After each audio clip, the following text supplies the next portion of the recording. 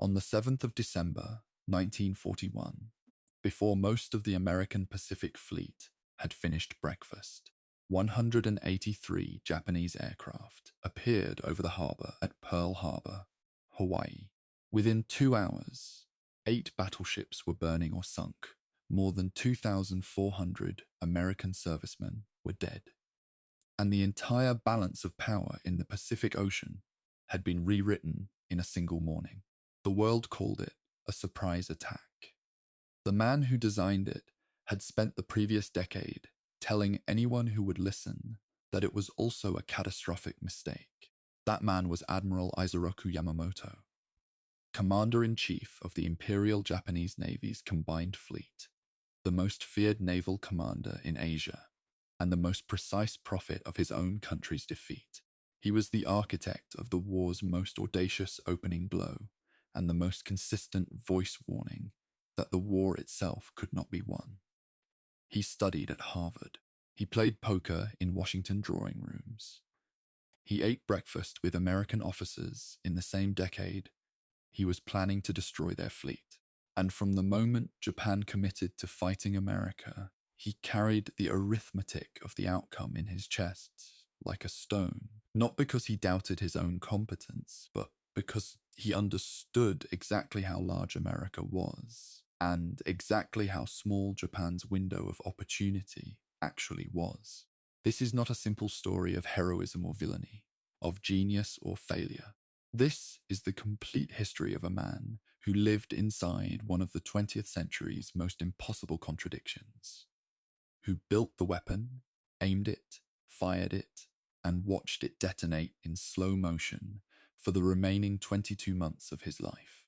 From a cold fishing village on the coast of Honshu to a jungle clearing on the island of Bougainville, across 40 years of naval service, 2 world wars, and a strategic vision that was accurate in almost every particular and helpless in every practical one.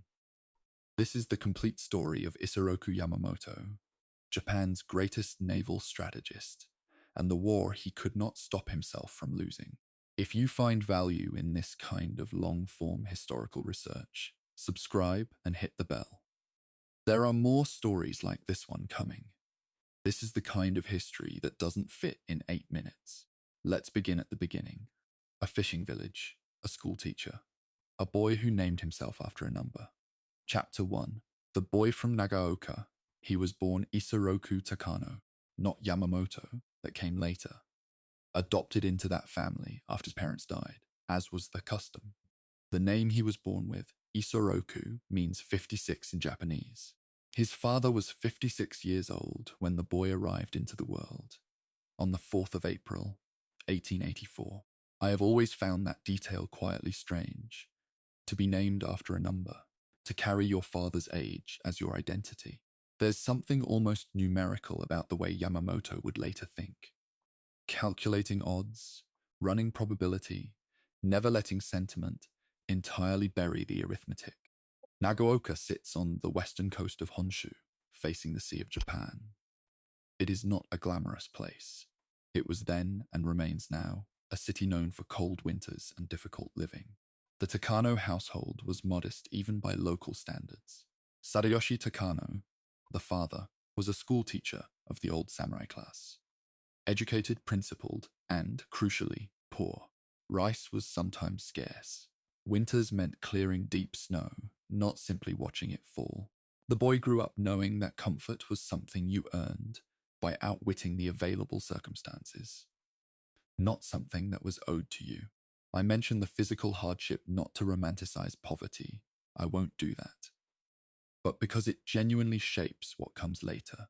Yamamoto's almost pathological work ethic, his willingness to sleep only 3 or 4 hours a night, his contempt for officers who treated naval service as a social club. These aren't personality quirks. They're the habits of someone who grew up understanding that relaxation is a luxury and that preparation is survival. Isoroku was often ill as a child.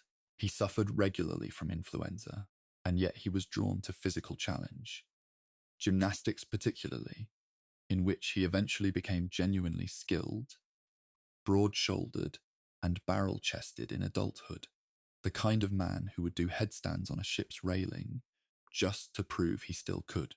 There's something about that image I find revealing. Here is a man who spent most of his career navigating enormous institutional forces, naval bureaucracies, militarist factions, the weight of national fate. And yet his private self-assertion was physical, immediate, personal. He needed to prove things to himself. His father had told him, with the casual xenophobia of the era, that Americans were hairy, flesh-eating barbarians. The boy did not believe it. He'd read enough to know better. He read the Bible, not as a believer, but as a student. He was exposed to English early through Christian missionaries who ran educational programs in the region. By his teenage years, he was already developing a curiosity about the West that would define the rest of his professional life and complicate almost everything he was ordered to do in it. He was 16 years old when he sat the entrance examination for the Imperial Japanese Naval Academy at Etajima on the Inland Sea. 300 boys applied. He scored second. The academy was not a place of comfort. No drinking, no smoking, no sweets, no contact with girls, and a fourth year spent entirely aboard ships at sea. The regimen was deliberately designed to break what wasn't needed and harden what was. Isoroku ranked 7th in his graduating class in 1904. Not first, not last. Somewhere in the range that suggests genuine talent governed by genuine discipline. He graduated into a country at war. The Russo-Japanese War had broken out in February of that year, and the Imperial fleet was already mobilizing for what would become one of the most consequential naval engagements in modern history. Young Ensign Takano was about to get his baptism of fire far earlier than most graduates could have anticipated. The quiet boy from Nagaoka was done being quiet. The question of what he learned at Tsushima, not about tactics, but about himself, is something historians debate quietly. I think he learned something specific, that survival is not random, that preparation, positioning, and the willingness to accept a calculated loss in one place to achieve a decisive gain in another. These things matter more than bravado. He would spend the next 4 decades testing that hypothesis. Sometimes it held, sometimes it didn't. His father's name given as a number. A Spartan school, a fishing village on a cold coast. These are the coordinates from which one of the most consequential naval careers of the 20th century was launched. Chapter 2. Fire and Iron, the Battle of Tsushima. The Battle of Tsushima Strait is one of those events that European and American histories tend to treat as a footnote, a curious episode in the Russo-Japanese War. Interesting but peripheral. In Japan, it was nothing of the sort. It was the founding myth of the modern Imperial Navy. And for young Ensign Takano, standing watch aboard the armoured cruiser Nisshin in late May of 1905, it was where his body and his understanding of war were permanently marked. The Russian Baltic fleet had travelled roughly 18,000 miles to reach the waters off the Korean coast. Think about that for a moment. 18,000 miles. The fleet left the Baltic in October of 1904, sailed around Africa because the Suez Canal was effectively closed to them, and arrived battered, undersupplied, and with crews suffering from months of confined sea conditions. Admiral Zinovy Rozhestvensky commanded them. He was experienced. He was not lucky. Admiral Heihachiro Togo, commanding the Japanese combined fleet, was waiting. The engagement that followed on the 27th and 28th of May, 1905, was the last great fleet battle of the pre-dreadnought ironclad era. Togo's famous maneuver, turning his fleet across the Russian line of advance, was one of the most daring decisions in naval history. It exposed his lead ships to concentrated fire for a critical few minutes. But it brought every Japanese gun to bear, while the Russians could only respond with their forward batteries.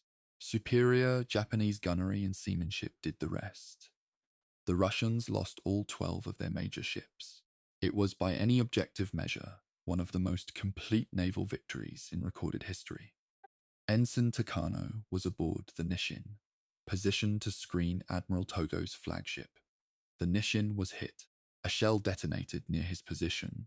He was knocked unconscious, and when he regained awareness, he discovered that 2 fingers on his left hand were gone, and a section of his thigh had been torn away by fragments. He was 21 years old. He spent 2 months in hospital recovering, then returned home to Nagaoka, where his neighborhood gave him a hero's welcome. That too, I think, mattered. The community recognition, the public weight of what he'd been through. It wasn't something he could simply fold back into private memory. There's a detail I find fascinating. Though it sits in a complicated place historically, some accounts note that Yamamoto was later given a nickname by geisha he knew. They called him 80 sen. The full cost of a manicure at the time was 100 sen, or 1 yen. He was missing 2 fingers. It is the kind of dark, sardonic humor that military culture generates around loss. A way of naming something terrible without having to grieve it formally. Yamamoto, by all indications, wore the nickname comfortably. He was not a man who needed his wounds treated with ceremony. What Tsushima gave him, beyond the physical scars, was the first close study of what decisive naval power actually looked like when it was properly concentrated and correctly timed. He had watched Togo operate. He had seen what a prepared fleet could do to an exhausted, underprepared one. He had also learned, at close range, what it felt like when ordnance arrived without warning. That is not an abstract lesson. That is something you carry in the body. The historiographical debate about Tsushima's influence on Yamamoto's later strategic thinking is interesting and not fully resolved. Some naval historians argue that Tsushima gave him too strong a belief in the decisive single-blow engagement, that he spent the rest of his career chasing Togo's victory at Pearl Harbor and Midway, in ways that ultimately cost Japan dearly. Others argue that his embrace of carrier aviation was a direct rejection of the Tsushima model, a recognition that the age of massed fleet gunnery duels was ending. I think both are probably true, in different phases of his career. After recovery, he returned to the naval headquarters in Tokyo. He went on training cruises. He was promoted. The machinery of a naval career, steady institutional credential building, resumed. But some things had been permanently rearranged inside him at Tsushima. He had been in the crucible early. He would spend the next 2 decades studying what he'd seen. Chapter 3. America. The education that changed everything. I want to be precise about something that gets lost in popular accounts of Yamamoto's time in the United States. He wasn't sent there once. He was sent there twice in significant capacities, plus a 3rd posting as naval attaché. His American education was not a brief cultural exchange. It was cumulatively several years of deep immersion in the country he would later be ordered to fight. That is not a detail you can wave away. The first major posting came in April of 1919. Yamamoto had recently been promoted, had recently married Reiko, the daughter of a dairy farmer, and had barely set up a household before he was ordered to Boston. He enrolled at Harvard University as a special student in English, officially studying economics and petroleum sources, alongside roughly 70 of his countrymen. He rented rooms in the suburb of Brookline. He studied. He barely slept, 3 hours a night, by his own account. He also learned to play poker. The poker is worth pausing on. It wasn't social recreation. Yamamoto was constitutionally incapable of treating any game as purely recreational. He became genuinely skilled, genuinely passionate about it, and, more importantly, genuinely analytical about what poker demanded. When a friend once asked how he'd picked up bridge so quickly, he replied, simply, "If I can keep 5,000 ideographs in my mind, it is not hard to keep in mind 52 cards." That is a revealing statement. It tells you about his memory, yes, but it also tells you about how he processed risk by reducing uncertainty to manageable categories, by reading opponents, by deciding which bluffs were worth running. He toured American oil fields. He went to Mexico to study petroleum sources there as well. He understood, with a clarity that his superiors in Tokyo often lacked, that oil was not simply a fuel. It was the actual substance of modern naval power. A fleet without oil doesn't fight. A country without oil loses. The years spent studying American petroleum infrastructure gave Yamamoto a precise and sober understanding of exactly how dependent Japan was on external sources, and exactly how exposed that dependency made any long-term military strategy against the nation that controlled most of the Pacific's supply lines. It was also at Harvard that he developed his serious interest in naval aviation. He'd encountered the concept before, but the American context, the velocity of industrial development, the pace of technological change, the obvious direction military investment was taking in the early 1920s, crystallized something for him. The Royal Navy had launched HMS Argus, the world's first operational flush-deck carrier, while he was still at Harvard. Yamamoto paid attention. He came home with a conviction that carriers were not auxiliary vessels. They were the future of naval warfare. He returned to Japan in 1921. He was promoted to commander, and in 1924, he took his first major aviation assignment. Executive officer at the Naval Air Station at Lake Kasumigara, roughly 40 kilometers northeast of Tokyo. The station was the primary training ground for Imperial Navy aviators. Yamamoto was not a ceremonial appointment. He trained, he flew, he earned his own wings. There are accounts that he was an average pilot, technically competent but not gifted. But that was never really the point. The point was that he understood the discipline from the inside, and his students knew it. They respected him for it. His second major American assignment came in 1926, when he returned as senior naval attaché to the Japanese embassy in Washington, D.C. This was a different kind of education. Harvard had been academic. Washington was operational. As attaché, he moved through American military and political circles, formed assessments of American institutional culture, and, according to his own later letters, came away with a mixed view. He admired American energy and industrial scale. He formed a lower opinion of the US Navy itself, which he described at one point as a club for golfers and bridge players. That assessment would cost him later, not because he was entirely wrong about the Navy's pre-war complacency, but because he underestimated how fast American institutional culture could transform under genuine threat. I find myself thinking about those 2 years in Washington quite often when I work through this story. Here is a man who knows the country, who has American friends, who has, in his own words, a genuine admiration for American people and culture, and who is also, professionally, preparing assessments of American military capabilities that will one day feed into war planning. The personal and the professional are in constant unresolvable tension. Yamamoto didn't hide from that tension. He talked about it. He wrote about it. He told classrooms of Japanese school children that America was full of spirit, adventure, fight, and justice, and that Japan could not beat them. He said these things openly, and he kept saying them long after the costs of saying them had become apparent. Chapter 4: The Aviation Prophet. Carriers over battleships.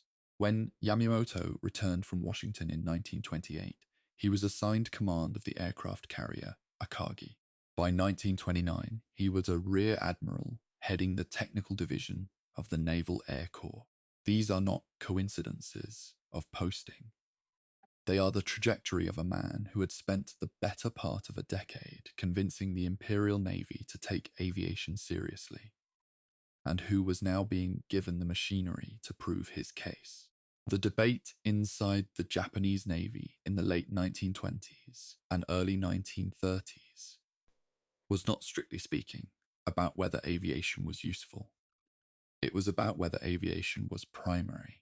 The battleship faction was powerful, institutionally entrenched, and philosophically committed to the idea that only a battleship could truly decide a naval war. Yamamoto's counter-argument was blunter. They are like elaborate religious scrolls which old people hang in their homes as a matter of faith, not reality. In modern warfare, battleships will be as useful to Japan as a samurai sword. That quote gets cited a lot, and I want to be honest about what it means in context. Yamamoto was not making a purely technological argument. He was making an institutional argument. The battleship culture wasn't just about hardware.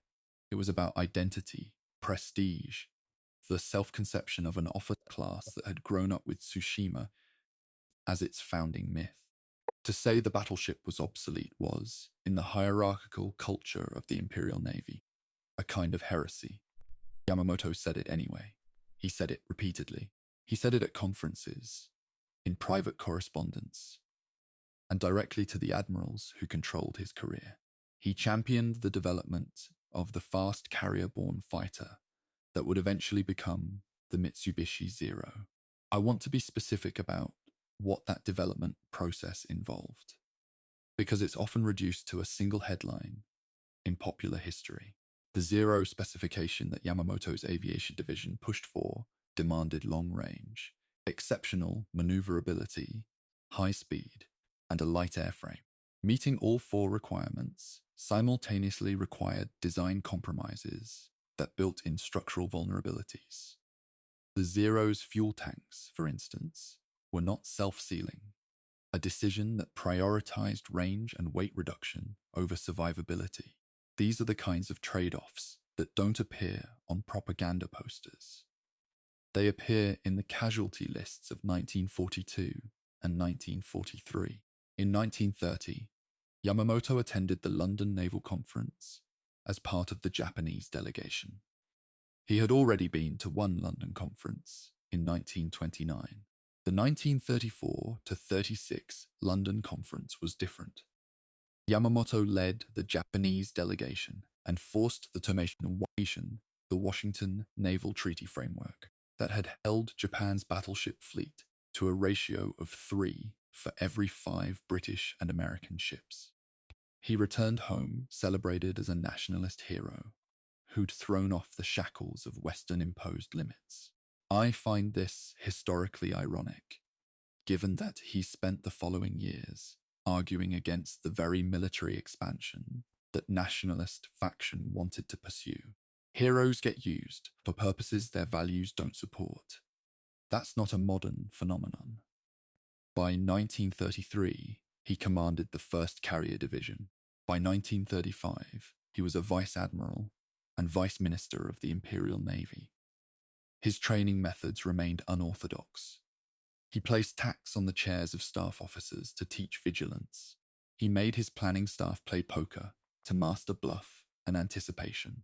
He ran his subordinates hard, expected more than most commanders demanded, and maintained the kind of institutional loyalty from his sailors that usually takes decades to build. Commander Goro Takase, a combined fleet staff officer, would later say, "His concern for subordinates struck the heart of every sailor, and each was ready to die for him." I've read a fair amount of naval biography, and that kind of loyalty is rarely manufactured.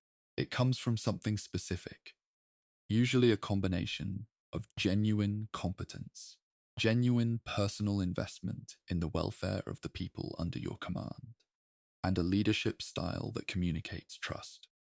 Yamamoto, for all the complexity of his strategic career, appears to have earned it honestly. The carriers Akagi and Kaga were already in service by the mid-1930s. Faster, more sophisticated models followed. Long-range flying boats entered the inventory. The Zero was developed. Yamamoto had spent the better part of a decade reshaping Japanese naval aviation from the inside. And by the late 1930s, That reshaping was visible in the fleet. What it would be used for, that was the question he kept trying to answer in ways that others were not yet ready to hear. Chapter 5: The Peacetime Warrior.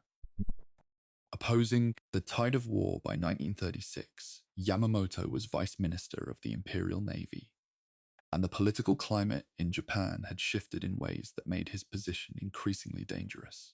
Not professionally dangerous, existentially dangerous.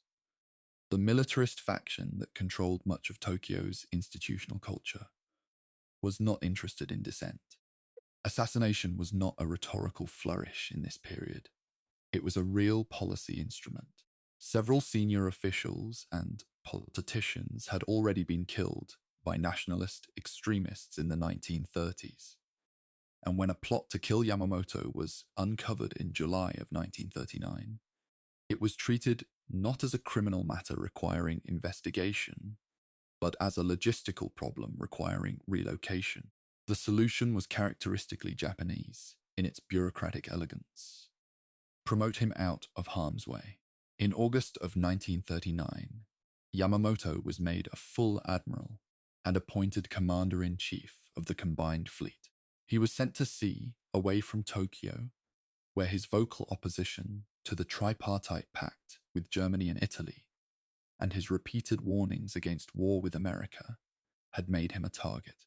His colleagues likely calculated that at sea, commanding the fleet, he would have less opportunity to embarrass the militarist agenda. They may have also calculated that if war came, he was the best person available to command the navy that would have to fight it. Both calculations were correct, and both produced consequences nobody fully anticipated. Yamamoto continued to speak. He wrote letters. He visited his old Nagaoka schoolmates in September of 1941 and told them directly, with war only months away, it is a mistake to regard Americans as luxury-loving and weak. I can tell you that they are full of spirit, adventure, fight, and justice. Their thinking is scientific and well advanced. Japan cannot vanquish the United States. Therefore, we should not fight the United States. He said this 6 weeks before he ordered the attack on Pearl Harbor.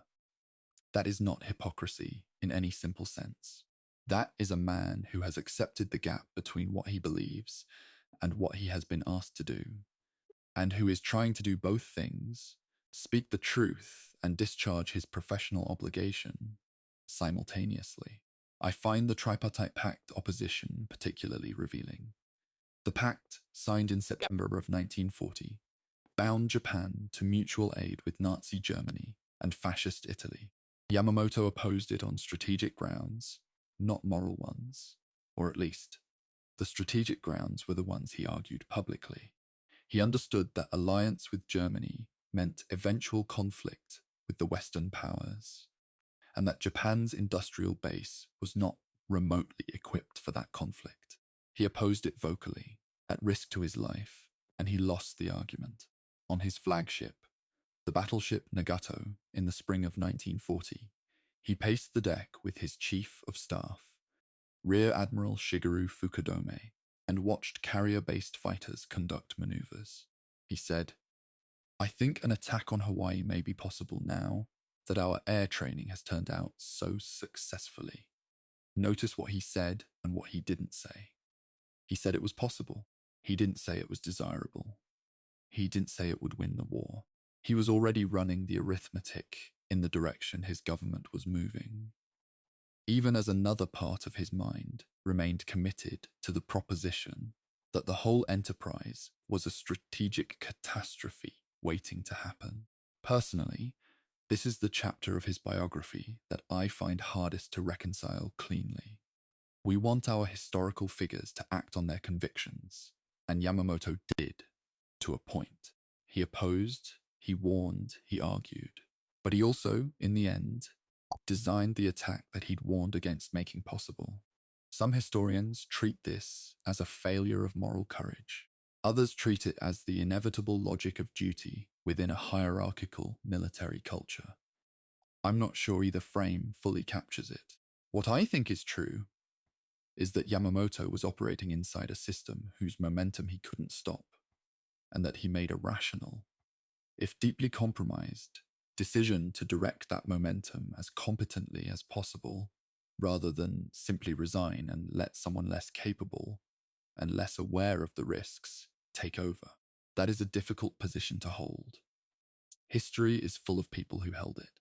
He told the Tokyo High Command in September of 1940, "If you tell me that it is necessary that we fight, then in the first 6 months to a year of war against the United States and England, I will run wild, and I will show you an uninterrupted succession of victories. But I must tell you that, should the war be prolonged for 2 or 3 years, I have no confidence in our ultimate victory." They heard the first part. They didn't hear the second part, or they heard it and chose to believe the war wouldn't last 2 or 3 years. That is a pattern in military history so common it almost functions as a natural law. Those who warn about the long game are celebrated for winning the short one, and blamed for everything that follows. His life at sea during this period was not a retreat from the political tension. It was, in some ways, a preparation.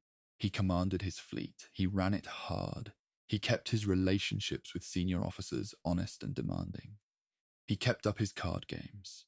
He kept writing letters to his family, to friends, to geisha companions whose names appear in his correspondence with an unsentimental warmth that suggests he valued authentic connection wherever he could find it. He was not a cold man. He was a calculating man who kept his warmth in compartments, deployed carefully, protected from the institutional culture that would have treated it as weakness. The war was coming. He couldn't stop it.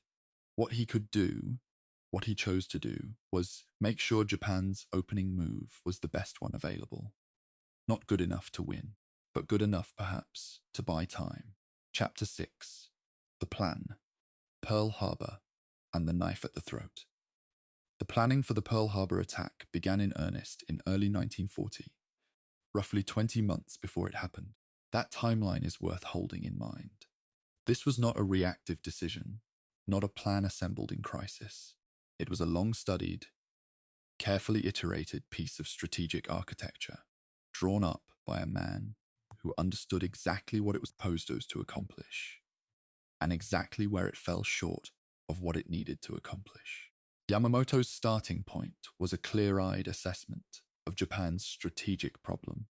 Japan needed the oil, rubber, and raw materials of Southeast Asia, specifically the Dutch East Indies and Malaya, to sustain any kind of prolonged military operation. Seizing those territories would inevitably bring conflict with Britain and, critically, the United States, whose Pacific Fleet, based at Pearl Harbor, sat across the Japanese line of communication, like, in Yamamoto's own phrase, a dagger pointed at our throat. The choice, as he framed it, was not between war and no war. The choice was between starting a war on Japan's terms or waiting to be strangled by the American oil embargo that had already begun to bite in the summer of 1941. His conceptual model for the strike had 2 acknowledged sources. The first was the British Fleet Air Arms attack on the Italian fleet at Taranto on the 11th of November, 1940, in which fairy swordfish biplane torpedo bombers, obsolete aircraft by most contemporary standards, managed to put 3 Italian battleships out of action in a single night raid using shallow-running torpedoes. Yamamoto studied Taranto carefully. So did his planning staff. The lesson was that aerial torpedo attack against a defended anchorage was operationally feasible, provided the aircraft could be positioned close enough and the attack executed before the defenses fully activated.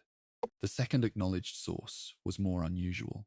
Many naval historians point to a 1925 novel called The Great Pacific War by Hector Bywater, a British naval journalist who wrote for the London Daily Telegraph.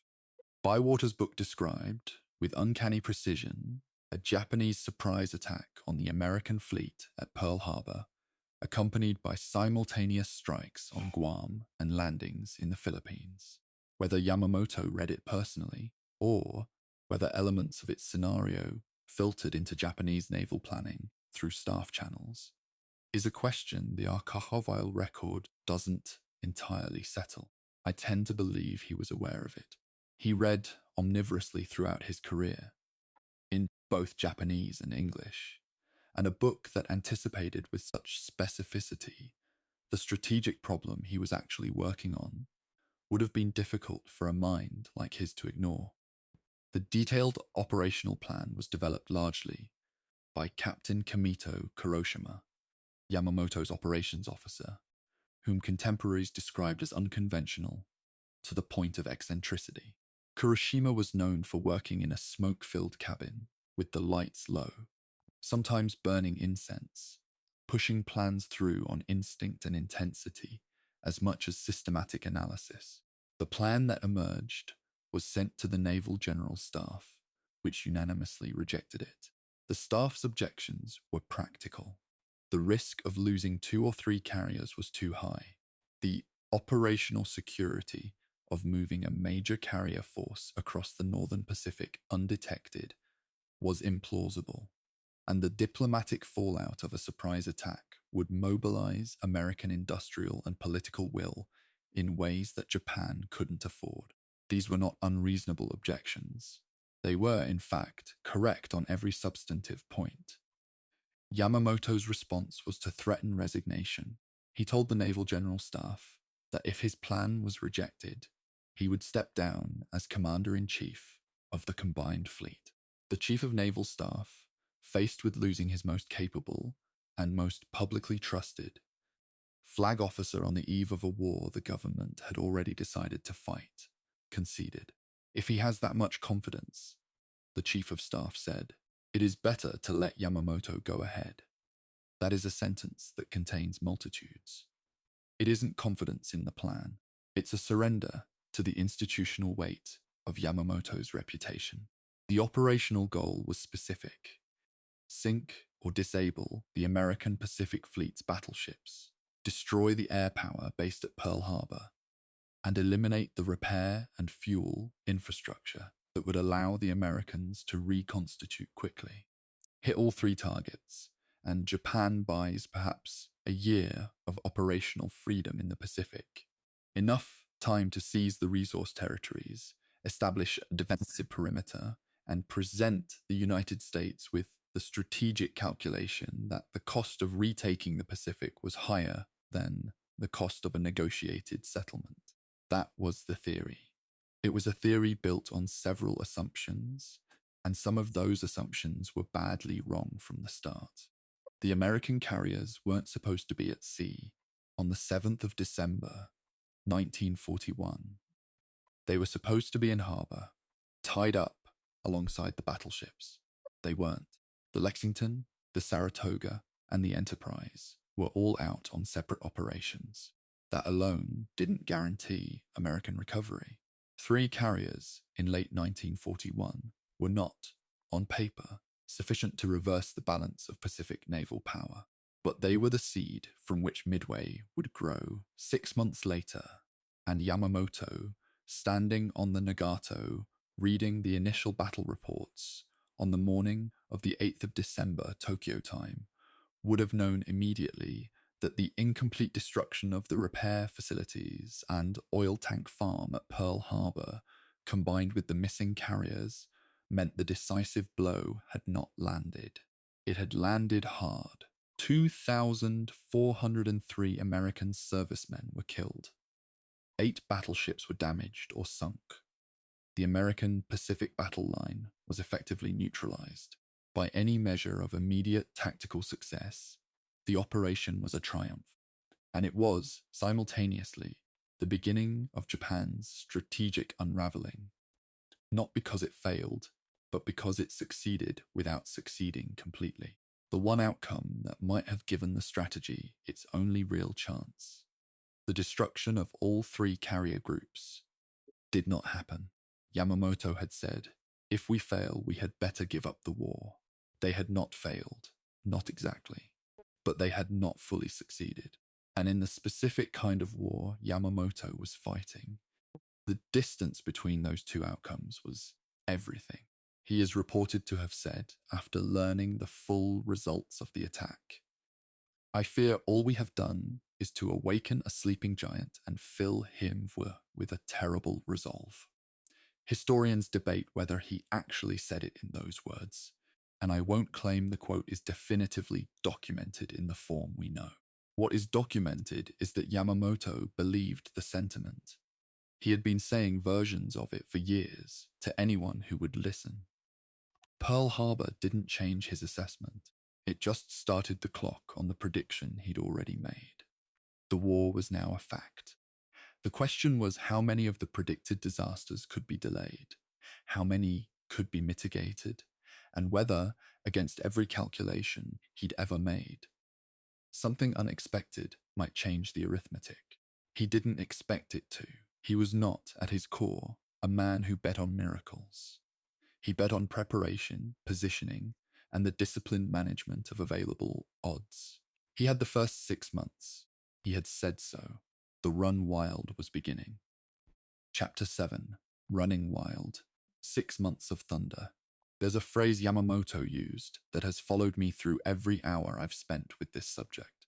He said Japan would run wild for 6 months to a year. He didn't say Japan would win. He said it would run wild.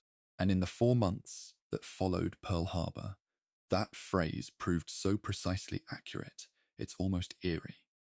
Not as a boast, but as a mathematical forecast delivered by a man who already understood the outer boundary of what he was about to unleash. The strategic situation in December of 1941 favored Japan in a way that is difficult, from this distance, to fully appreciate. Britain was already in a two-front war. Its Mediterranean commitments draining resources that should have been holding Singapore. The Dutch East Indies were protected by a colonial military infrastructure that had not been seriously tested in generations.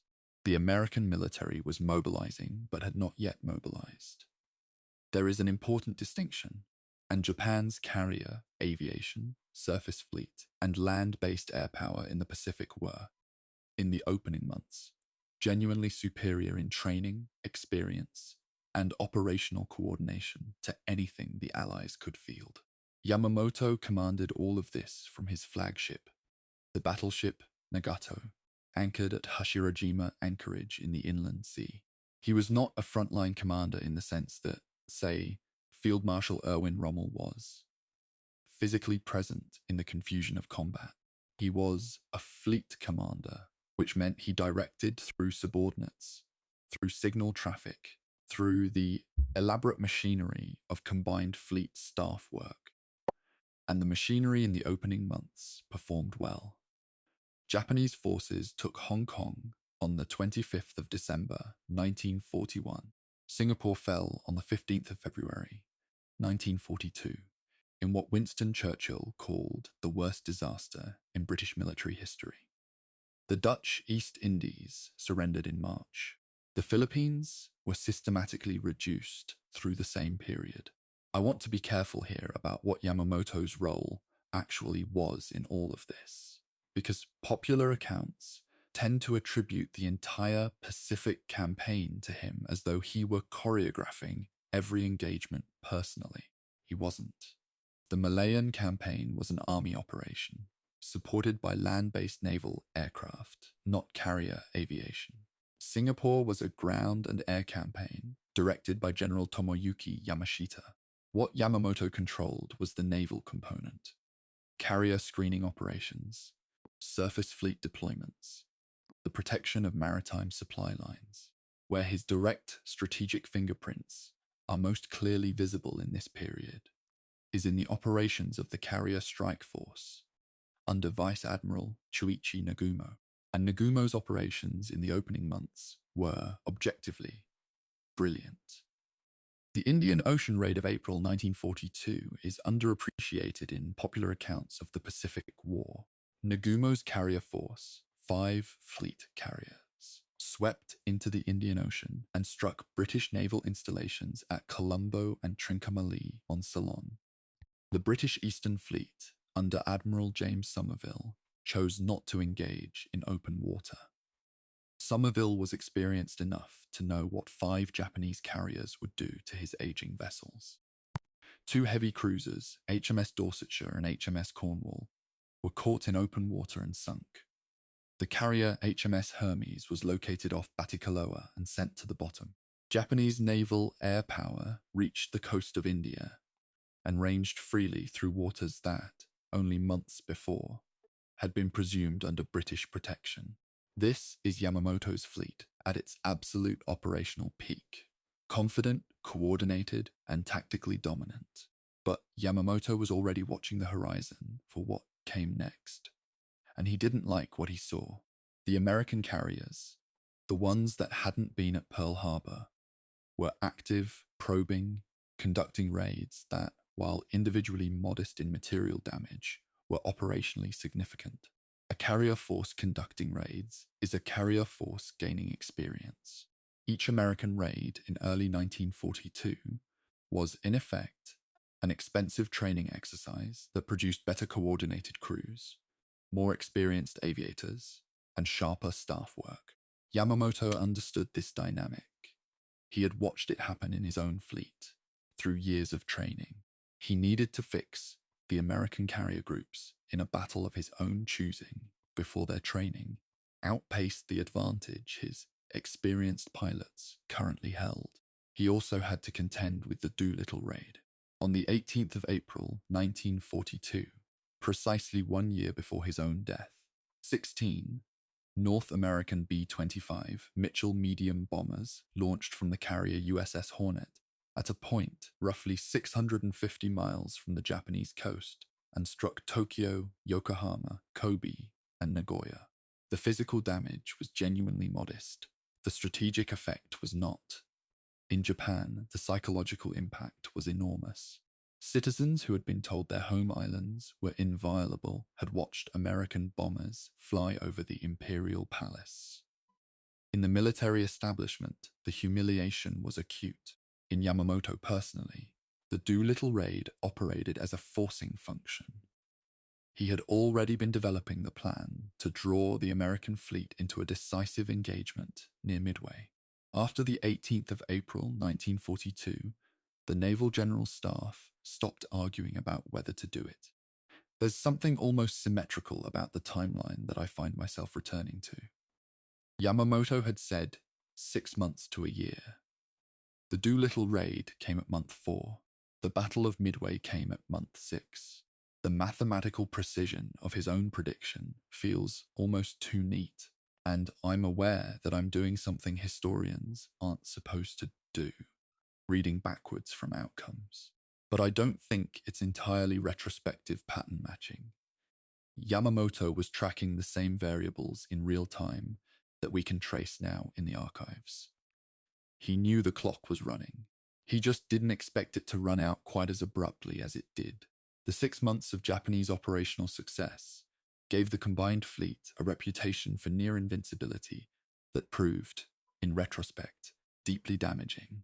It bred a species of institutional overconfidence in Japanese naval planning that Yamamoto himself didn't fully share, but couldn't entirely counteract.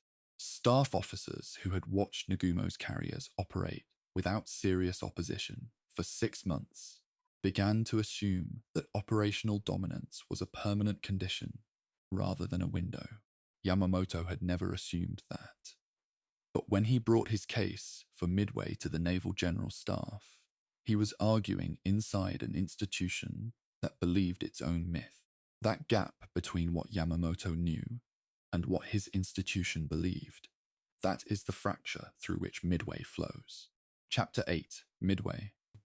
Where everything broke, the plan for Midway was, on paper, exactly the kind of operation that looks like strategic genius right up until the moment it doesn't work.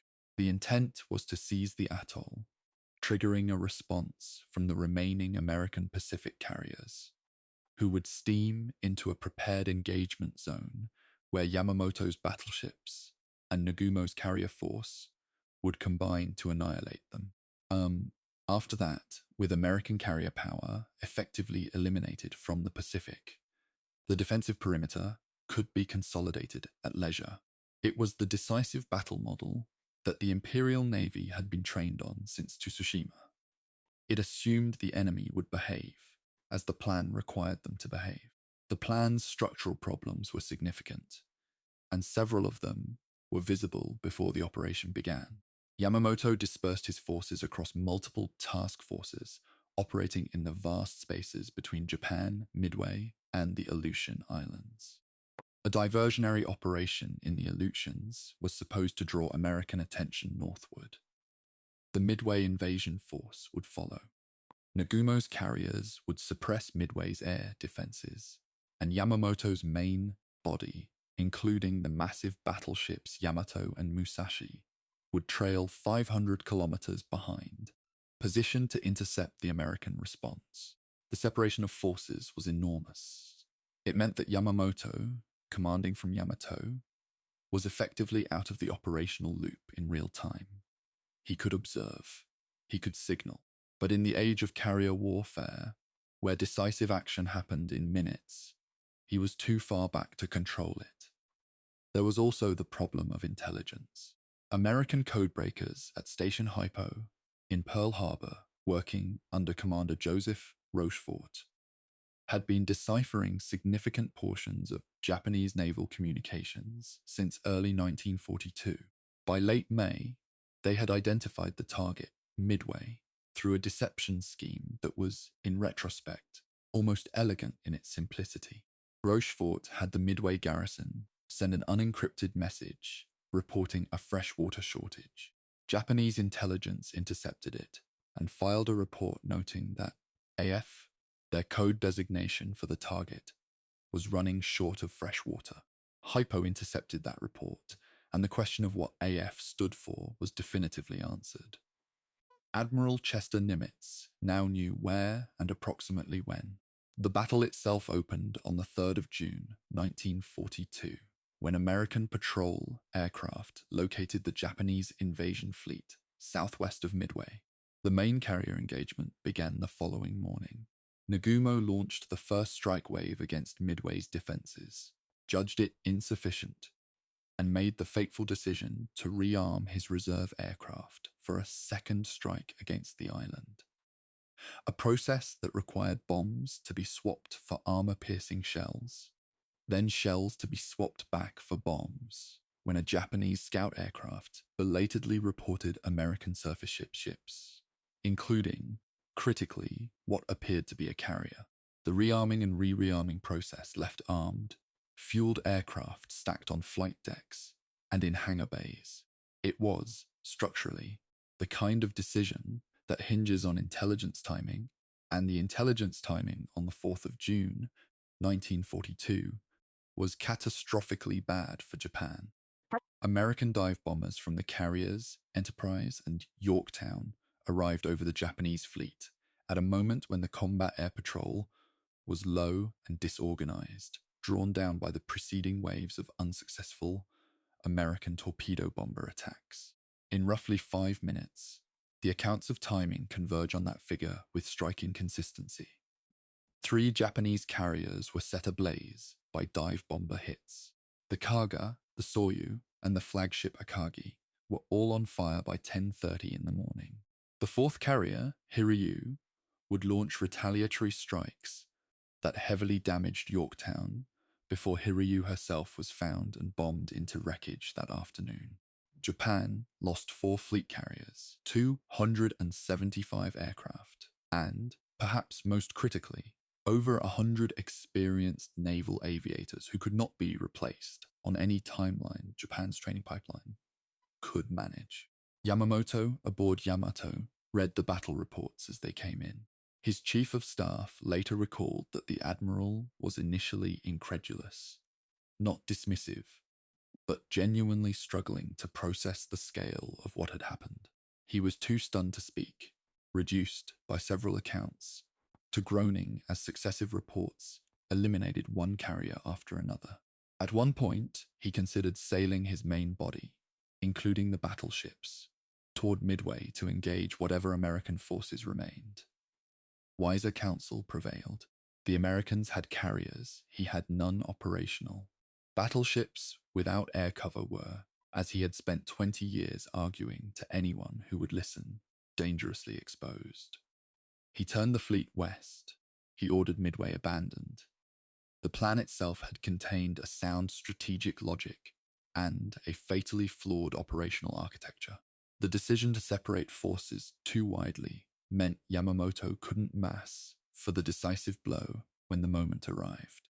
The over-reliance on surprise, which American code-breaking had removed 3 weeks before the battle began, meant the operation's entire premise was compromised before the first aircraft launched.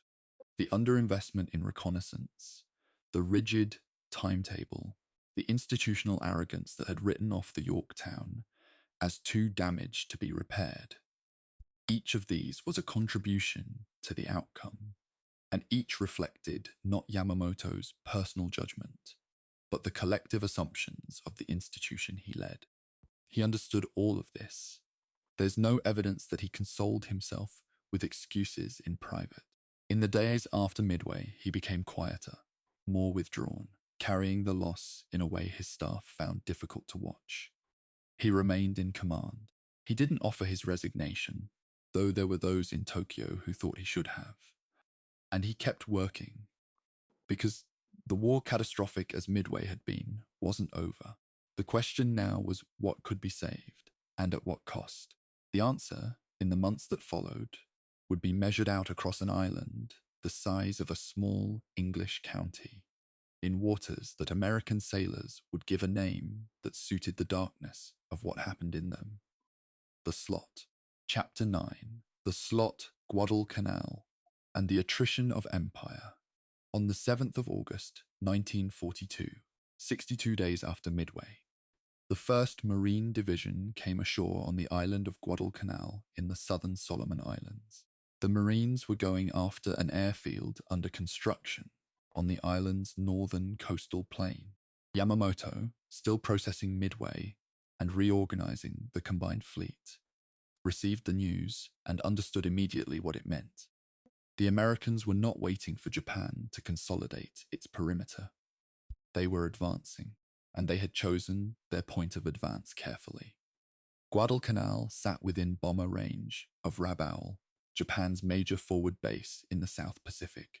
If the Americans held the airfield, which the Marines captured in the first days of the landing and named Henderson Field, the dynamics of South Pacific air power would shift in a way that was very difficult to reverse.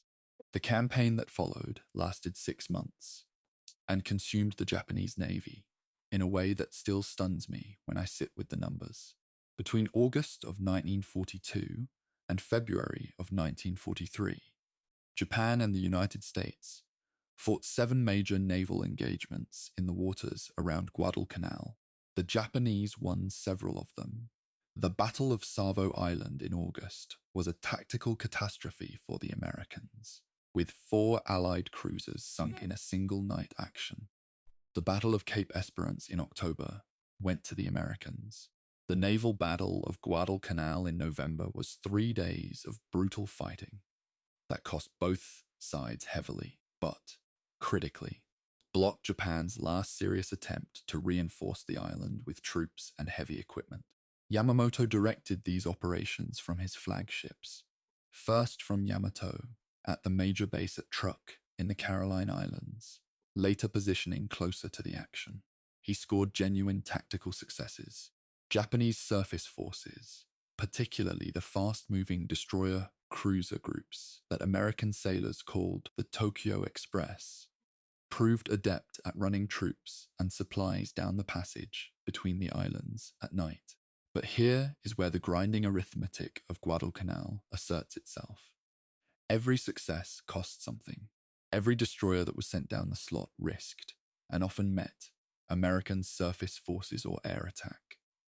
The attrition was relentless, and unlike the Americans, who could replace sunk destroyers from a building program that was accelerating to almost incomprehensible scale, Japan could not replace them fast enough.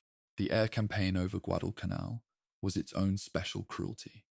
Henderson Field's aviation, a constantly reinforced mix of Marine Corps, Navy, and Army Air Forces aircraft, challenged Japanese air supremacy in the South Pacific in a way that hadn't been possible at Midway. Japanese aircraft flying from Rabaul to Guadalcanal covered roughly 900 kilometers each way. At maximum range, Zeros could spend perhaps 15 minutes over the target before turning for home. American pilots defending Henderson Field were fighting close to their base. With fuel to spare and rapid turnaround times, the exchange ratios, which had favored Japan in the war's opening months, began to even out, then tip. And the aviators. I keep coming back to the aviators.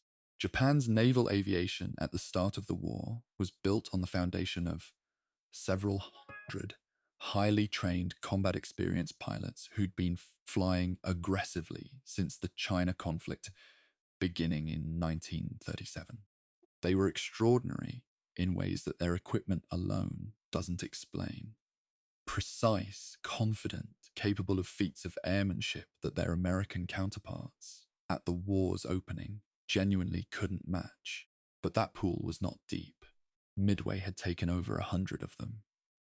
Guadalcanal took more, week by week, in engagements over the slot and the island's jungle.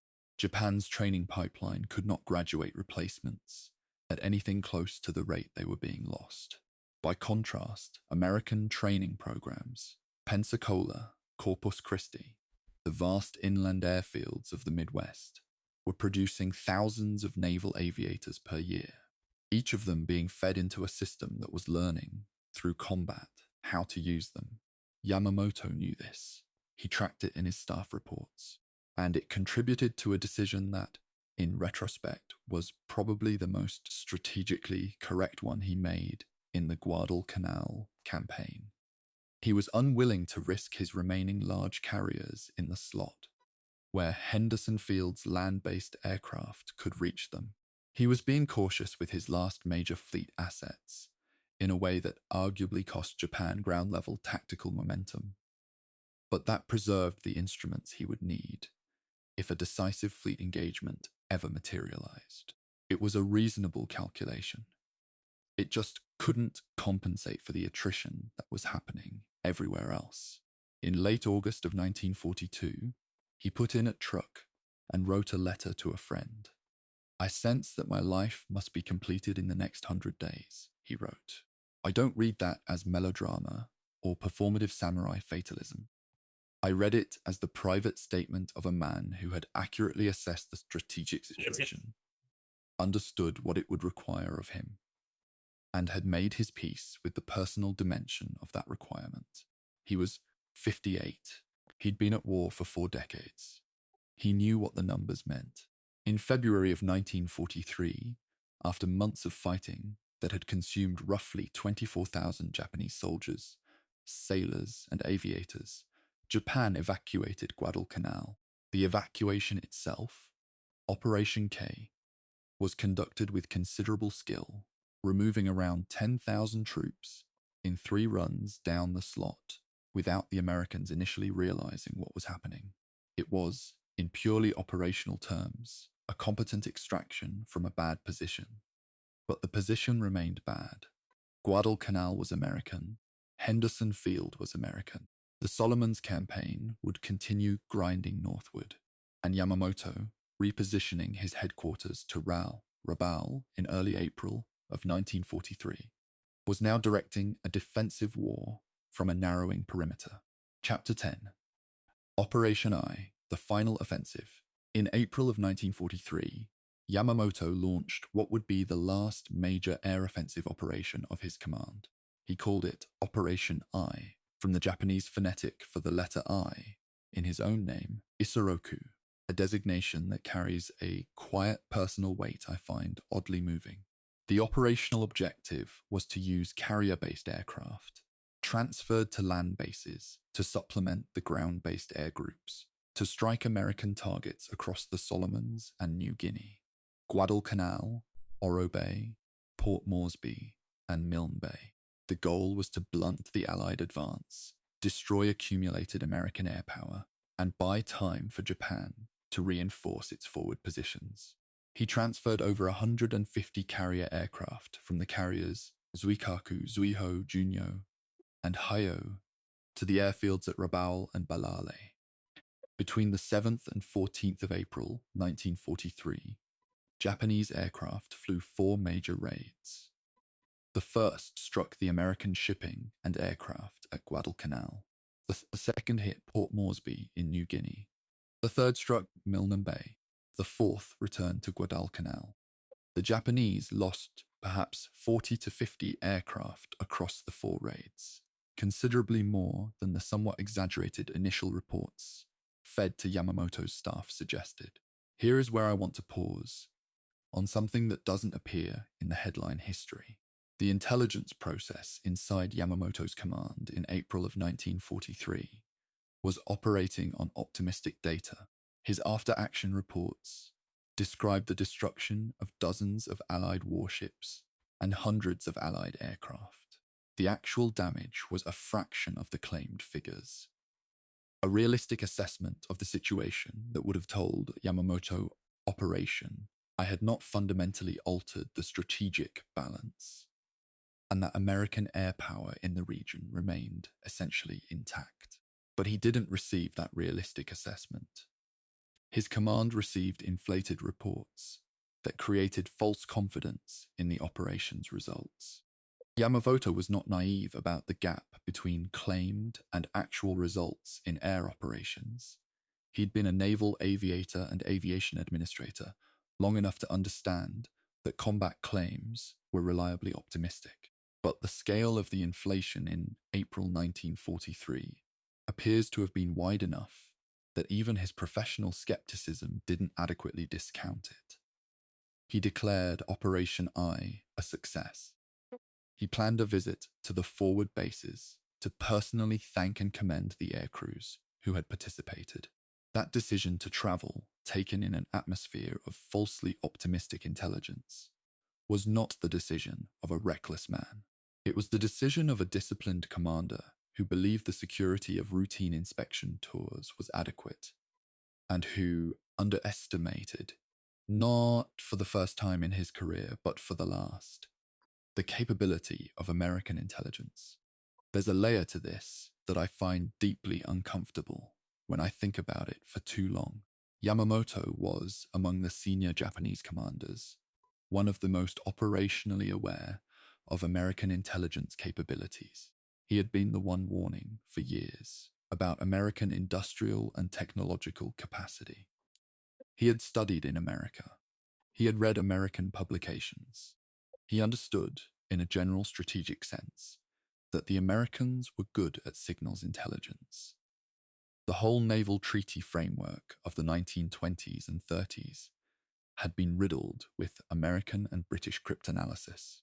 And yet the operational security procedures governing his travel in April of 1943 were inadequate for the environment his fleet was operating in.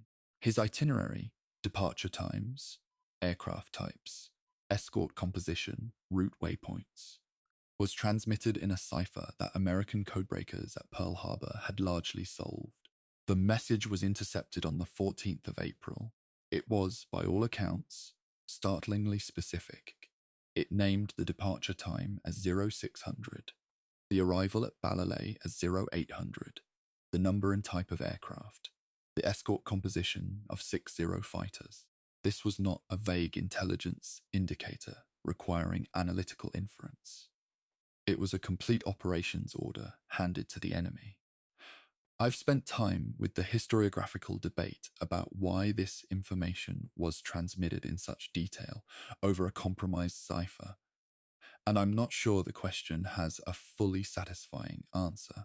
The Japanese Navy, in April of 1943, had not yet recognized the depth of the American penetration of its communications. That recognition would come later, and it would contribute to reforms that made American code-breaking significantly harder in the war's final phases. But it came too late for the man whose itinerary was now sitting, decrypted and translated, on the desk of Admiral Nimitz at Pearl Harbor. Nimitz had a decision to make, not a tactical decision, a moral and strategic one.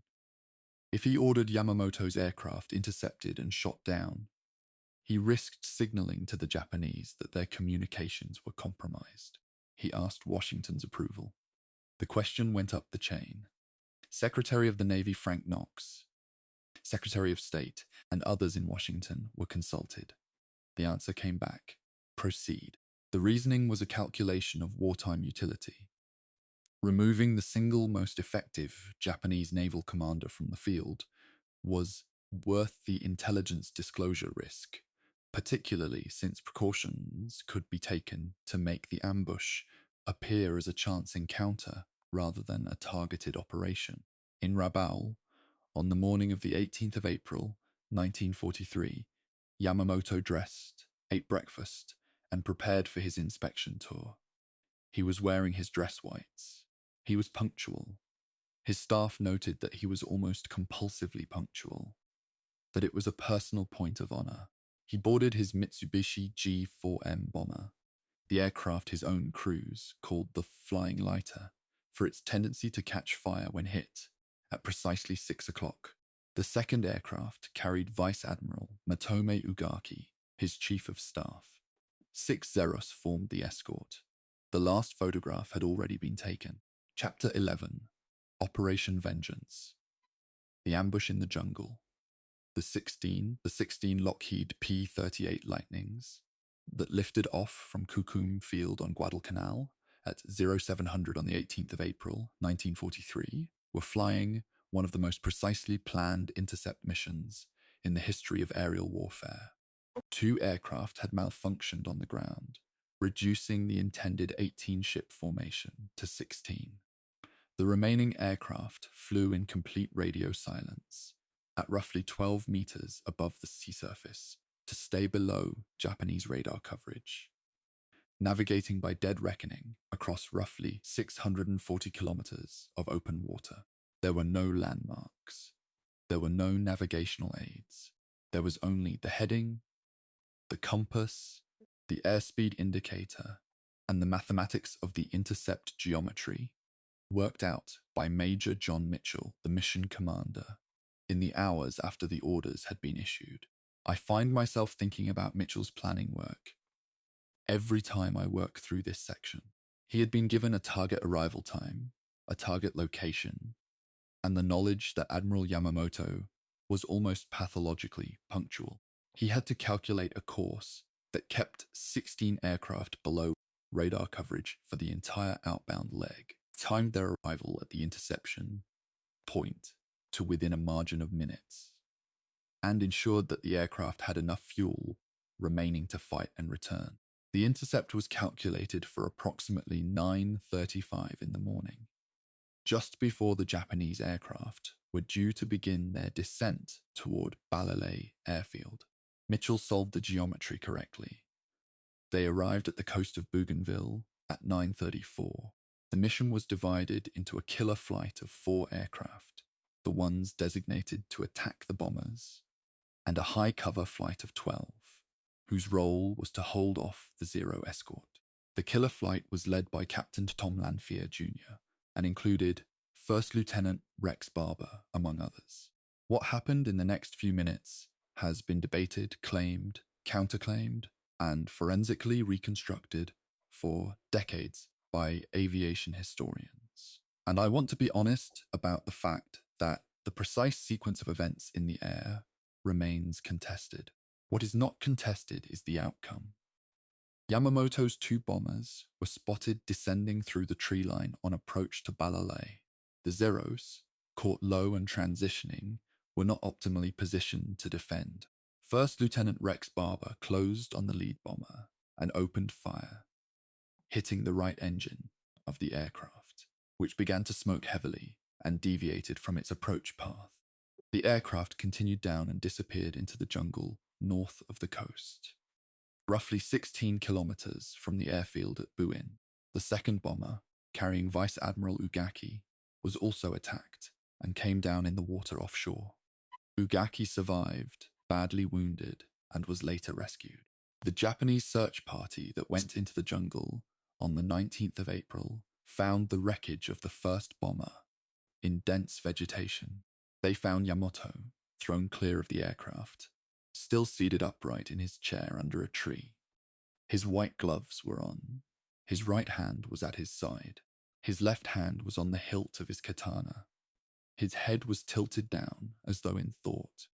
Post-mortem examination by the naval doctor who attended the scene determined that 2 bullet wounds had been inflicted, one entering the left shoulder from the rear, one entering the lower left jaw and exiting above the right eye. The head wound was determined to have been immediately fatal. He was dead before the aircraft reached the ground. The Japanese Navy withheld the truth of what had happened for 5 weeks. The announcement of Yamamoto's death wasn't made to the Japanese public until the 21st of May, 1943. And when it was made, the details were carefully managed. The medical report was whitewashed, the nature of the wounds suppressed, the manner of death transformed into something more consistent with the image of a fallen hero dying in battle rather than being shot out of a transport aircraft on a routine inspection trip. This is not unusual behavior for wartime governments managing public morale, but it has a particular irony in Yamamoto's case.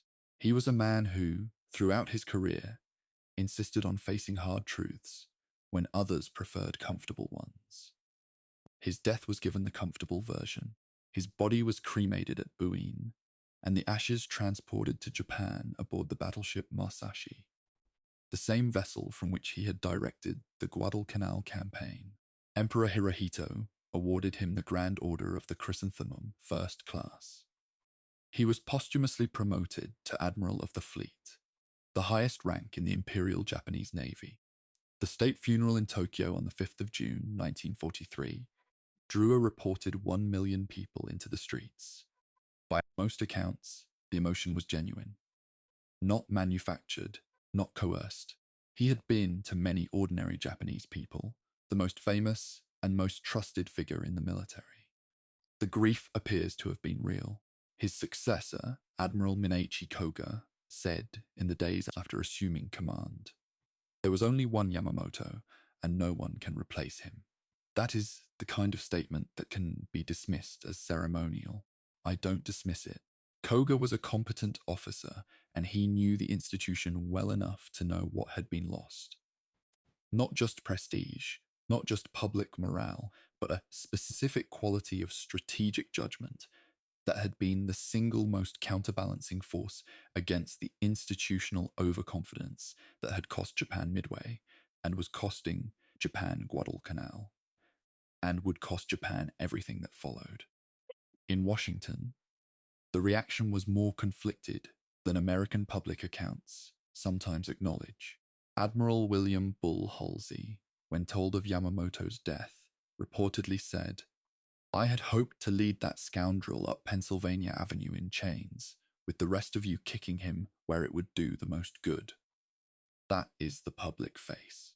Behind it was something more sober, an appreciation within American naval intelligence circles that the enemy they had just removed from the field was the most capable strategic thinker the Japanese Navy had produced. There are accounts of American officers expressing something closer to professional respect than triumphalism, though that dimension rarely made it into official communiques. Yamamoto had written on the 28th of August, 1942, from Truk, that he sensed his life must be completed in the next 100 days. He was wrong about the number. It was closer to 230 days from that letter to the jungle clearing on Bougainville. But he wasn't wrong about the direction. He had known for a long time how this ended. He had said so, in various ways, to various people over many years. The man who had warned against fighting America had fought America as competently as any commander on either side of the Pacific War, and had been killed by the exact asymmetry he'd spent his career describing. The war would continue for 2 more years, and 4 months after his death, Japan would lose every major engagement that followed. The defensive perimeter he had been trying to hold would collapse island by island. The industrial arithmetic he had described to the Tokyo High Command in September of 1940 would play out precisely as he had predicted in the shipyards of the James River and Puget Sound and the Delaware Bay, in the flight schools of Texas and Florida and the Great Plains, in the oil wells of Pennsylvania and Texas that kept American engines running when Japanese engines were going quiet. He had been right about all of it, and right about all of it, he had still done his job. He'd run wild, and then he'd run out. Chapter 12, The Fleet Without a Mind, Koga Toyoda, and the collapsing perimeter Admiral Minachi. Koga assumed command of the combined fleet on the 21st of April, 1943, 3 days after Yamamoto's death. He took over his new duties at Truk, aboard the battleship Musashi, the same vessel that had carried Yamamoto's ashes home, and before he and his chief of staff, Vice Admiral Shigeru Fukudome, boarded their respective flying boats for a flight to Davao on the night of the 31st of March, 1944. Koga said to Fukudome, "Yamamoto died at exactly the right time. Let us go out and die together." They shook hands. They said their goodbyes. Koga's plane flew into a tropical storm and was never found. The announcement of his death came on the 5th of May, 1944. He had commanded the combined fleet for 11 months and 11 days. I want to stay with that sentence Koga spoke for a moment. Yamamoto died at exactly the right time. It is one of the most haunting things I've encountered in all my time with this material. There are ways to read it charitably. Koga may have meant that Yamamoto was spared the sight of what was coming, spared the progressive dismantling of everything he had built. But there is another reading, colder and more honest, that by April of 1943, the combined fleet was already past the point of strategic salvation, and that Yamamoto's death removed him from the responsibility of presiding over the collapse he had predicted. Neither reading is comfortable. Both are probably true simultaneously. Koga was competent in ways that deserve acknowledgement. He inherited a navy that had lost its carrier aviation backbone at Midway, that was hemorrhaging experienced pilots over Guadalcanal and the Solomons, and that faced an American industrial mobilization whose output figures, had they been placed on Koga's desk in plain figures, would have been genuinely staggering. In the fiscal year beginning in 1942, American shipyards laid down more carrier tonnage than Japan had built in the entire interwar period. New Essex-class fleet carriers, each displacing around 27,000 tons, were entering service at a pace that no operational success Japan could achieve was capable of countering. Koga understood this.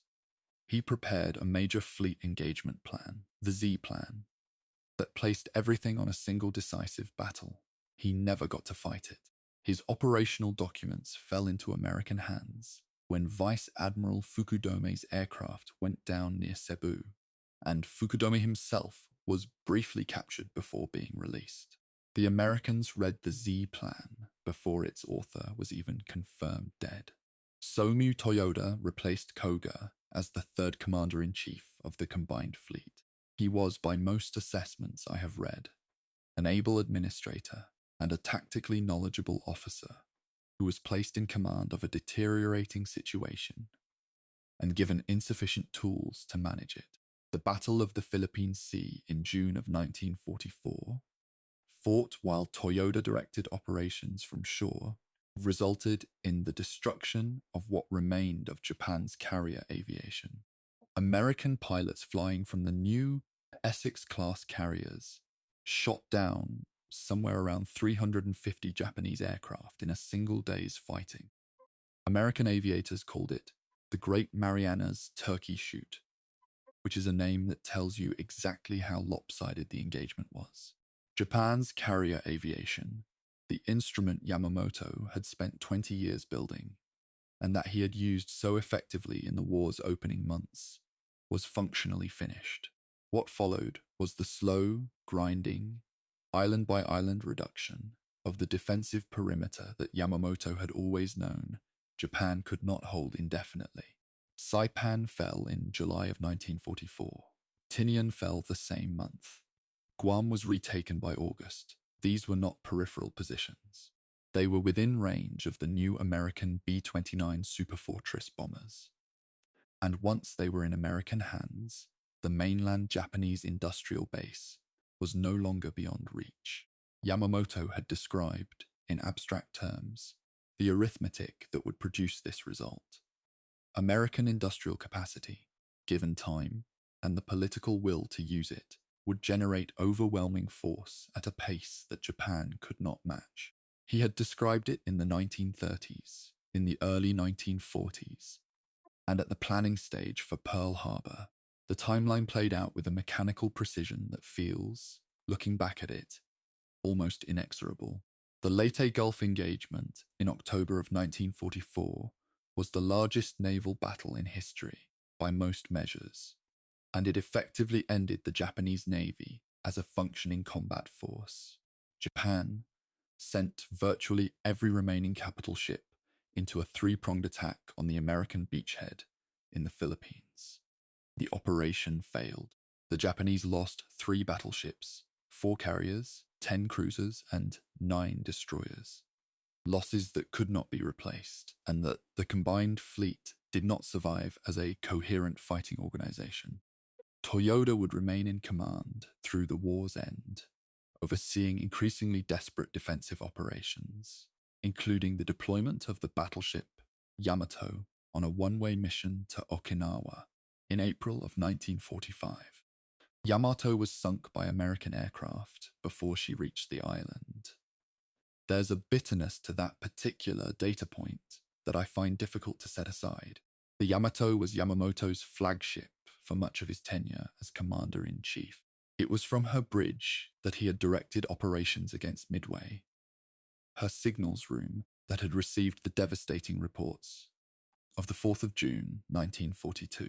The idea of Yamato being sent on a mission with no return route and no air cover, under orders from a command structure that had completely run out of conventional options, is a stark measure of the distance Japan had travelled from Yamamoto's calculated gambits to the institutional desperation of the war's final phase. He had said it would end this way. He'd said it clearly enough that the statement survived in the form of documented letters and reported conversations, not just post-war hagiography. The tragedy, and I use that word deliberately, wasn't that he was wrong. It's that being right about an outcome you cannot prevent is its own kind of torment. He carried it as long as he could, in the way that disciplined, principled, professionally responsible people carry impossible situations. By continuing to work, by maintaining the habits of mind that define who you are until the day the work stops. Chapter 13. The Gambler's Philosophy. How Yamamoto Thought About War. There's a question I've been carrying through this entire project, and I want to try to answer it honestly in this chapter. Was Yamamoto a great strategist, or was he a great tactician who got the biggest strategic decision of his career wrong? The distinction matters. The two things are not the same, and conflating them has distorted both the popular and the academic assessment of his career. The tactical record is not ambiguous. Yamamoto was, by any objective standard, among the finest operational naval commanders of the 20th century. He built the doctrine and the instrument, carrier aviation, properly organized and trained, that rewrote the rules of naval warfare between 1935 and 1942. He oversaw the planning and execution of the most operationally successful surprise attack in the history of carrier warfare at Pearl Harbor. He directed the operations of the combined fleet through the Indian Ocean raid, through the early Solomons campaign, and through an incredibly difficult 6-month period after Midway, when keeping the fleet functional and the defensive perimeter semi-coherent required judgment, calls that only someone with deep institutional knowledge could make. These are not trivial achievements. The strategic record is more complicated, and this is where the historiographical debate genuinely lives. Some historians, and I find myself sympathetic to this view, argue that Yamamoto's Pearl Harbor plan was not a strategic error in the sense of being miscalculated. It was a strategic error in the sense of being a sound solution to an impossible problem. Japan needed the southern resource zone. Taking it would bring war with America. The only rational approach, given that constraint, was to strike first and hard, buy time, and hope that American political will was softer than American industrial capacity. That hope was wrong, but it was not irrational given what was knowable in the autumn of 1941. The Midway plan is harder to defend, and I think this is where Yamamoto's genuine strategic weaknesses show most clearly. The dispersion of forces, the overloaded operational timeline, the assumption that surprise was achievable when American code-breaking had already compromised the plan. These were not forced upon him by uncontrollable circumstances. They were his choices, and they reflected a tendency toward overcomplicated operational architecture that several of his staff officers privately worried about. Captain Yasuji Watanabe, one of Yamamoto's planning officers, noted after the war that the Midway plan tried to do too many things simultaneously, and that the failure to concentrate force at the decisive point was the critical error. Yamamoto knew Sun Tzu, he knew Mahan, he knew Clausewitz, at least in translation. The principles were not mysterious to him. The application at Midway fell short of the theory. What distinguished Yamamoto at his best, I think, was not strategic genius in the classical sense, but a specific intellectual quality that is rarer and more practically valuable. The ability to accurately assess what was real and act accordingly, even when the real situation was painful, and the institutional pressure to believe something more comforting was overwhelming. He assessed American power accurately. He assessed Japan's resource constraints accurately. He assessed the timeline of American naval buildup accurately. He said, in September of 1940, that Japan could not win a war lasting 2 or 3 years, and he was right to within the nearest season. That kind of forecasting accuracy, sustained across a decade of prediction and expressed in the face of institutional hostility, is not common. His gambling nature is often treated as a colourful footnote. I think it's more central than that. A gambler who is also a strategist understands something that pure strategists sometimes miss, that the goal is not to eliminate risk, which is impossible, but to ensure that the risk you accept is commensurate with the outcome you're pursuing. The Pearl Harbor operation was a gamble he thought gave Japan better odds than the alternatives.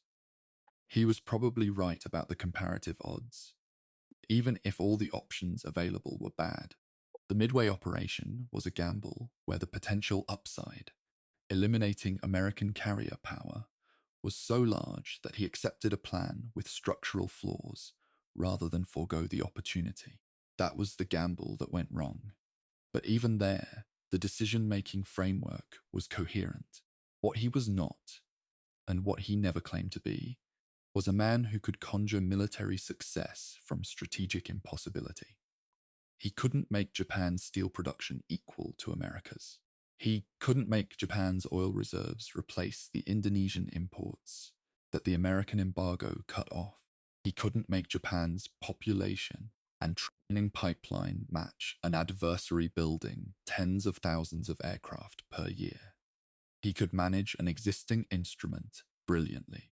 He could plan operations with originality and conviction. He could see further ahead than almost anyone else in the room. But the room was inside a country that had made a decision he'd been unable to prevent.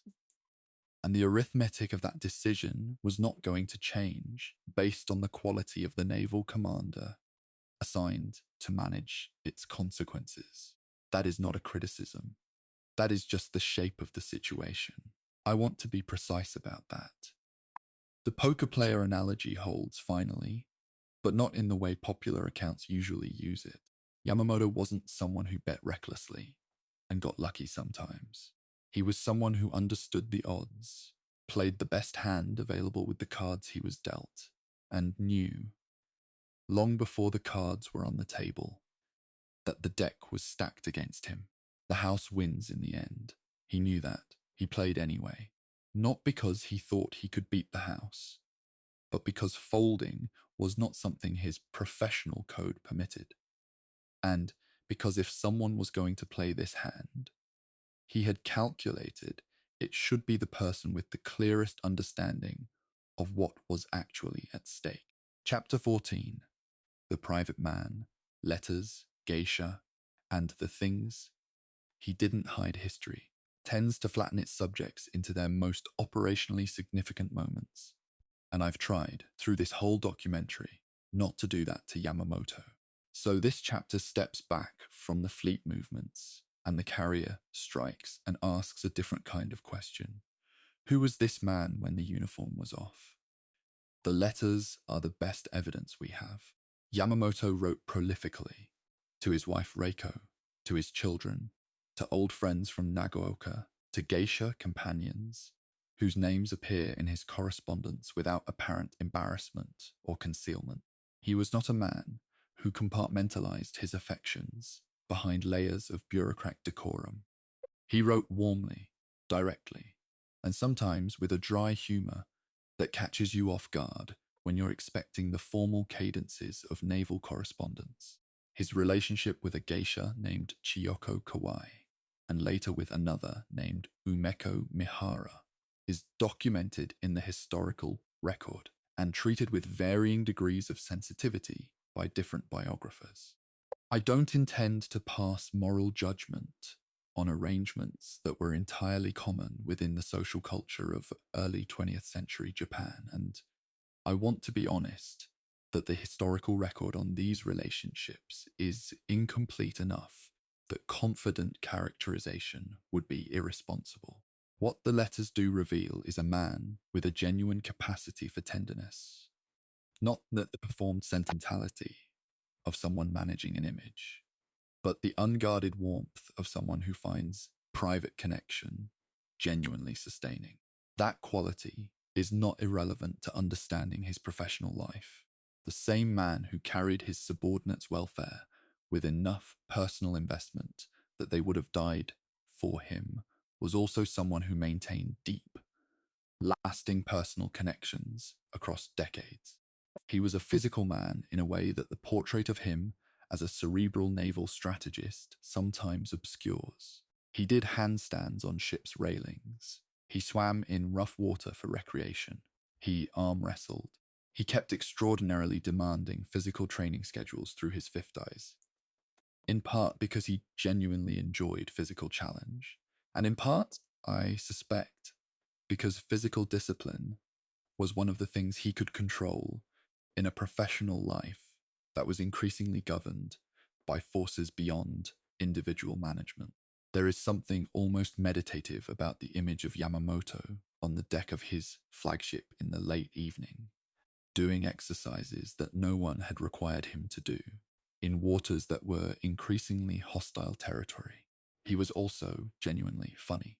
His letters to friends include poker stories told against himself, jokes at the expense of the naval bureaucracy, dry observations about the gap between official optimism and observed reality. One letter from his time at Truk contains an observation about the food on board his flagship that is, in context, sharply comic.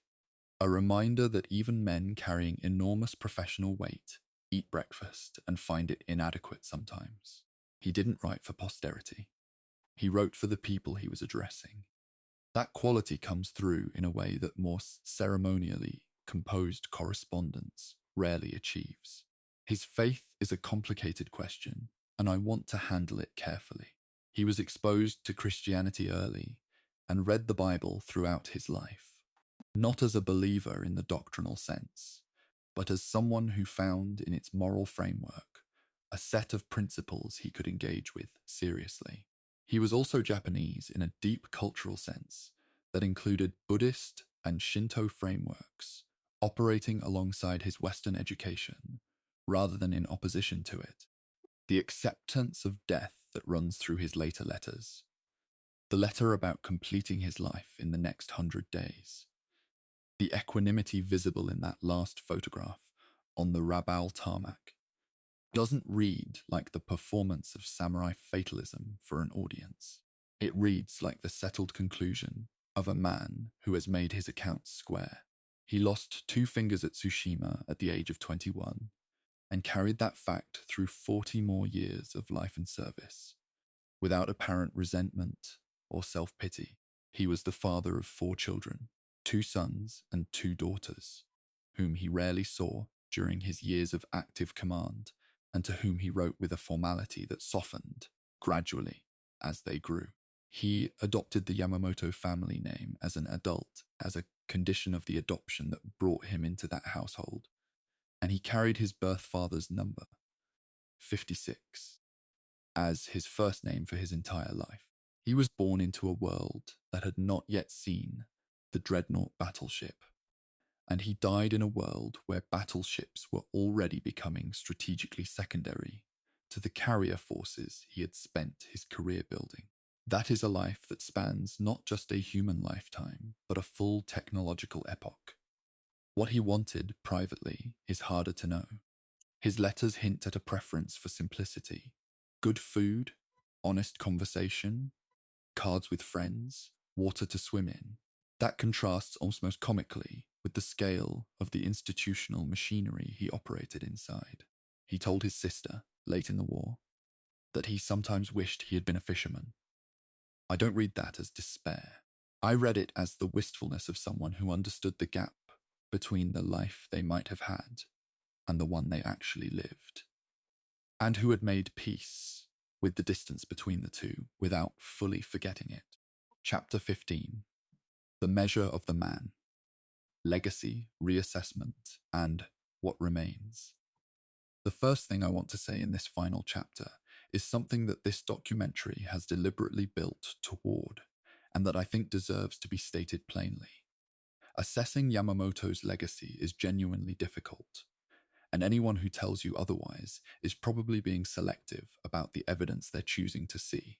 The hagiographic version, Yamamoto as a visionary genius who foresaw Japan's defeat, who opposed the war, who was too honest for his corrupt militarist government, and paid for it with his life, is not false, exactly, but it is incomplete. He did oppose the war. He did foresee Japan's defeat. He was also the architect of Pearl Harbor, which killed more than 2,400 American servicemen and drew the United States into a conflict that killed tens of millions of people around the Pacific and Asia. The opposition and the authorship are both real. They cannot be cleanly separated. Emphasizing one at the expense of the other produces a portrait that serves a particular narrative purpose, but doesn't reflect the historical record. The purely damning version, Yamamoto as just another instrument of Japanese imperialism, his strategic warnings retroactively useful as self-exculpation, his American education simply a tool for building better weapons against the country that educated him, is also incomplete. It ignores the genuine consistency of his warnings, the personal risk he accepted in delivering them, and the documented specificity of his predictions.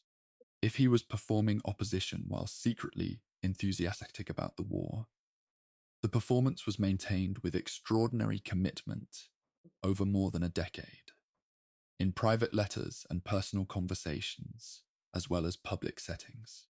What I've come to, after a long time with this material, is something more uncomfortable than either version. Yamamoto was a man of genuine principle, operating inside a system whose inertia his principles were insufficient to redirect. He made the choice to remain inside that system and direct its worst impulses as competently as possible rather than remove himself from it. That is a position that history produces with terrible regularity. It isn't heroism, it isn't villainy. It is something messier and more human. The accommodation that principled people make with imperfect institutions, justified on the grounds that their presence at least modulates the worst outcomes, and shadowed by the permanent question of whether withdrawal would have been more honest. His impact on naval doctrine is, separately from the moral questions, substantial and cleanly identifiable. The emphasis on carrier aviation as the primary instrument of naval power, which Yamamoto championed against significant institutional resistance through the 1920s and 30s, proved so completely correct that it reshaped every major Navy's doctrine within a decade of his death. The US Navy's carrier doctrine that won the Pacific War was, in its basic architecture, a validation of everything Yamamoto had argued. The ships that were built to defeat Japan were built on principles that Yamamoto had helped pioneer. That is an unusual kind of intellectual influence. Your adversary winning the war with ideas you taught them. American naval historians have, over the decades since the war, generally treated Yamamoto with something approaching professional respect, and that respect deserves examination rather than acceptance. Part of it is genuine. He was, by any objective measure, a talented and original naval thinker. Part of it reflects a cultural habit of admiring capable enemies. The Rommel phenomenon, the tendency to elevate opposing commanders into romantic figures of tragically wasted talent, which serves several psychological purposes simultaneously. I hold some skepticism about the romantic version, while acknowledging the professional assessment is largely accurate. In Japan, his legacy has been contested in ways that track the broader Japanese national conversation about the Second World War. In the immediate post-war decades, he was frequently invoked as evidence that Japan contained voices of sanity that were overridden by the militarist faction, a narrative that served certain political purposes in the Reconstruction period. Later historical reassessments, particularly from the 1980s onward, were more critical of the idea that Pearl Harbor could be attributed to forces Yamamoto was helpless against, given that he was the one who designed it and threatened resignation to ensure it was approved. The historiography on this question hasn't settled, and I'm not sure it will settle, because it sits at the intersection of military history, moral philosophy, and post-war national identity, a combination that tends to resist clean conclusions. His naval career ran from the Battle of Tsushima in 1905 to the jungle of Bougainville in 1943. That is 38 years, spanning the end of the ironclad era and the beginning of the age of carrier aviation, covering 2 world wars in their Pacific dimensions, and encompassing a personal biography that went from poverty in Nagaoka to command of the most powerful navy in the Pacific, and, briefly, the world. Very few careers contain that much history. Very few people who lived through that much history maintained, throughout it, such clear-eyed consistency in their private assessments, and such professional commitment in their institutional role. He was 59 when he died. He had been at sea, in one capacity or another, for 41 of those years. He had 2 missing fingers, 4 children, more letters than most people write in 3 lifetimes, and a record that historians will debate as long as the Pacific War is studied. He had warned that Japan would lose. Japan lost. He had said the Americans would prove to be more than the militarist faction assumed. They were. He had asked for 6 months to run wild, and he had gotten approximately that, plus a few extra weeks of borrowed time. The question history keeps returning to is whether any of this was inevitable, whether a different policy choice, a different commander, a different diplomatic arrangement in the autumn of 1941 could have produced a different outcome. I've spent a long time with that question, and I don't have a confident answer. What I do have is the sense that Yamamoto himself would have considered it the wrong question. He wasn't a man who spent much energy on counterfactuals. He was a man who assessed the situation in front of him as honestly as he could manage, made the best decision available given the constraints, played the cards he had to their maximum potential, and accepted the consequences with the kind of steady equanimity that is either the deepest form of wisdom or the deepest form of resignation. And that, in his case, might have been both at the same time.